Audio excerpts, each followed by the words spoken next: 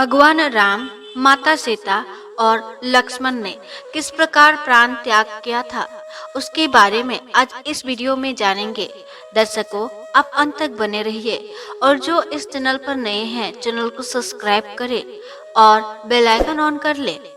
आइए इस वीडियो को विस्तारित रूप से जानते हैं। मैं सिंपल से सिंपल भाषा में आपको बताने की चेष्टा करूंगी।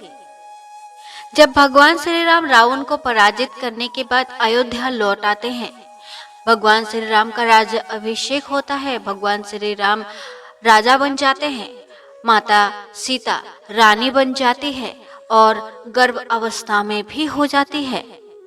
तब माता सीता के बारे में ऐसी बातें फैलती है कि माता सीता रावण के यहाँ 12 महीने तक रहकर आई हैं, फिर कैसे वो रानी बन सकती है और कैसे वो पवित्र हो सकती है।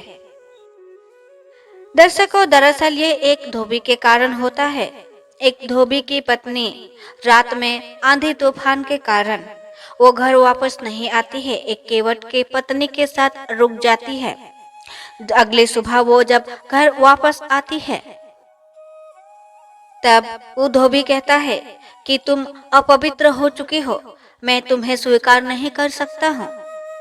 मैं प्रभु श्री राम नहीं हूँ जो 12 महीने रावण के यहाँ रहने के बाद उन्होंने सीता को अपना लिया। ऐसा मैं नहीं कर सकता हूँ, मैं तुम्हें अपना नहीं सकता हूँ। दर्शकों, पद्म पुराण में ये उल्लेख है कि माता सीता 11 महीने 14 दिन लंका में रही थी। जब एक सभा में वो धोबी आकर प्रभु श्री राम से ये सब कहता है, प्रभु श्री राम अंदर से टूट जाते हैं, ये मान ही नहीं सकते हैं। लेकिन ये बात तो सच थी कि माता सीता 12 महीने तक लंका में रही थी। प्रभु श्री राम इसको प्रजा से तो अस्वीकार नहीं करा सकते हैं। दर्शकों, माता सीता जब अशोक वाटिका से वापस आती है तो भगवान श्री राम उन्हें अग्नि परीक्षा देने के लिए कहते हैं। माता सीता अग्नि परीक्षा देती है। अग्निदेव भी उनका कुछ नहीं बिगाड़ पाते हैं क्योंकि माता सीता पवित्र होती है। जब यह बात प्रजा को पता चलती है, प्रजा से कुछ लोग कहते हैं कि माता ने हमारे सामने परीक्षा नहीं दी है, हमने नहीं देखा है। प्रभु श्री राम मर्यादा पुरुषोत्तम थे, वो प्रजा के लिए कुछ भी कर सकते थे। उन्होंने प्रजा के हित की खातिर, उनके भले के लिए, ताकि और माता सीता को बदनामी ना सहना पड़े, उन पे कोई उंगली उठा ना सके, इसलिए उन्होंने उनका परित्याग किया। माता सीता को लक्ष्मण से कहते हैं कि वो वाल्मीकि आश्रम के निकट है नदी के उस पार छोड़ आए। और इस प्रकार माता सीता दूसरी बार वनवास जाती है गर्भ अवस्था में। भगवान राम को बहुत वर्ष बीत जाते हैं राज्य करते हुए। भगवान राम बहुत सारे यज्ञ करते हैं, उसमें से अश्वमेध यज्ञ का घोड़ा लवकुश के हाथ जा लगता है। तब भगवान श्री राम, लक्ष्मण, हनुमान और बहुत सारे बड़े बड़े योद्धाओं ने लवकुश के साथ युद्ध किया और सारे के सारे पराजित हो जाते हैं। उस वक्त माता सीता वहां पर आकर के परिचय देते हैं कि वो प्रभु श्री राम के ही बेटे हैं, लव और कुश। भगवान श्री राम ने जब परित्याग किया माता सीता का, वो गर्भ अवस्था में होती है। वाल्मीकि जी के आश्रम में जाकर लव कुश को जन्म देती है और पालन पोषण करती है, इसलिए युद्ध में उनसे कोई जीत नहीं पाता है। जब ये बात प्रभु श्री राम को पता चलती है कि लव और कुश भगवान श्री राम के ही पुत्र हैं, इसको प्रमाणित करने के लिए फिर से माता सीता को राज्यसभा में बुलाया जाता है, ताकि माता सीता की और एक बार परीक्षा हो और वो प्रजा को पता चले। माता सीता ये परीक्षा देते देते थक चुकी थी। वो प्रभु श्री राम से कहती है कि मैं थक चुकी हूँ, मैं और परीक्षा नहीं दे सकती।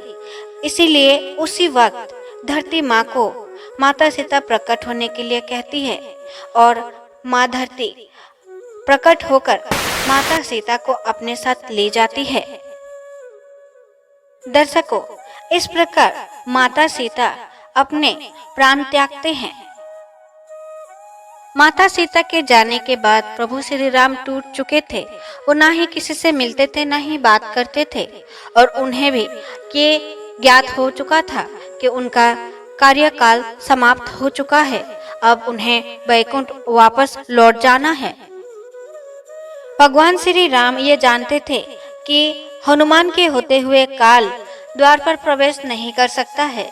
इसीलिए भगवान श्री राम अपने हाथों से अंगूठी खोलकर पाताल लोक में फेंक देते हैं और हनुमान से कहते हैं जाकर वापस लाने के लिए। जैसे ही हनुमान चले जाते हैं, शिव जी काल को भगवान श्री राम के पास भेजते हैं। काल महर्षि अतिबल का दूत बनकर भगवान श्री राम के पास आते हैं। भगवान श्री राम से मिलने की बात करते हैं। लक्ष्मण भगवान श्री राम से कहते हैं महर्षि अतिबल का दूत आया है आपसे मिलने। भगवान श्री राम शीघ्र उन्हें बुलाते हैं। भगवान श्री राम काल से मिलने के बाद काल उन्हें भगवान श्री राम से कहते हैं कि आप और मैं जब बात कर रहे होंगे तब यहाँ पर किसी और का नहीं होना चाहिए। अगर कोई आता है, हमारी बात सुनता है, तो आप उन्हें मृत्यु दंड देंगे। भगवान श्री राम यह कहकर लक्ष्मण से कहते हैं द्वारपाल को जाने के लिए कहो और तुम द्वार पर खड़ा हो जाओ और किसी को आने मत देना। भगवान श्री राम की बात सुनकर लक्ष्मण उनकी आज्ञा का पालन करते हुए द्वार पर खड़े हो जाते हैं। उसी वक्त द्वार पर महर्षि दुर्वासा आ पहुंचते हैं और वो भगवान श्री राम से मिलने की जिद करते हैं।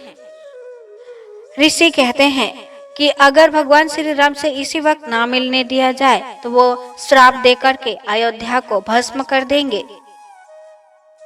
लक्ष्मण ये सुनकर निर्णय लेते हैं कि दुर्वासा ऋषि का प्राण भगवान श्री राम के हाथों ना जाए और अयोध्या भस्म ना हो। ये इससे अच्छा है कि मेरा ही प्राण चला जाए। लक्ष्मण काल और भगवान राम के बीच जा पहुंचते हैं और भगवान श्री राम के वचन के मुताबिक उसका मृत्यु दंड लक्ष्मण को देना ही होगा। लक्ष्मण का भगवान श्री राम परित्याग करते हैं और लक्ष्मण सरयू नदी पर जाकर के अपना प्राण त्याग करते हैं। इस प्रकार लक्ष्मण अपना प्राण त्याग करते हैं और ये अनिवार्य भी था क्योंकि भगवान श्री राम जब वैकुंठ वापस लौटेंगे, शेषनाग का अवतार थे लक्ष्मण, तो भगवान श्री राम जिस शेषनाग पर लेटते हैं उन्हें तो वहां होना ही होगा। दर्शकों, आप जानते हैं भगवान श्री राम ने किस प्रकार अपना प्राण त्याग किया था। दर्शकों, जब लक्ष्मण और माता सीता चले जाते हैं तब भगवान श्री राम शोक विहुल होकर सभा में मंत्रियों को, ऋषियों को बुलाकर निर्णय लेते हैं कि अपने जितने भी कार्यभार और राज्याभिषेक भरत का करके लव कुश को अपने राज्य को बांट करके वो सरयू नदी के ओर जाएंगे और अपना प्राण त्याग करेंगे। दर्शकों, पद्म पुराण में वर्णित है कि माता सीता और लक्ष्मण से जब भगवान श्री राम सरयू नदी में जाते हैं तो मिलने की आस रखते हैं और जब वो अपना प्राण विसर्जन करते हैं सरयू नदी में तो उनका देह नहीं मिलता है क्योंकि वो भगवान विष्णु थे। वो विष्णु रूपी में अपने वैकुंठ को लौट जाते हैं जहाँ लक्ष्मण शेषनाग रूप और माता सीता लक्ष्मी रूप उपस्थित होते हैं। इस प्रकार भगवान श्री राम ने अपना प्राण त्यागा था। ऐसा करती हुई यह वीडियो आपको पसंद आए तो लाइक करें, चैनल पर नए हैं तो सब्सक्राइब करें, बेल आइकन ऑन करना ना भूलें और आगे शेयर भी कर सकते हैं। धन्यवाद।